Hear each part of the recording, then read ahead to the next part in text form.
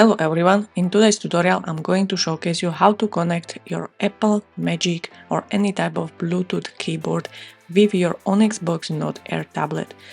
So in order to pair the Bluetooth keyboard with our tablet, obviously we need to enable the Bluetooth functionality. So we navigate to Control Center, press Bluetooth button, upon which we'll see list of the available Bluetooth devices around us. Let's wait till our Magic keyboard will appear on the screen and let's click on it. Then the pairing process will start, so let's click on pair.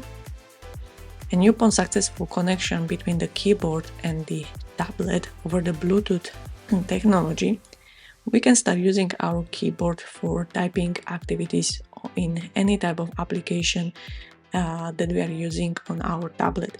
So for example, let's go into the apps and let's open up Neo browser, which is the browser for web browsing functionalities. And let's navigate to some website, and let's type this website URL by using external keyboard.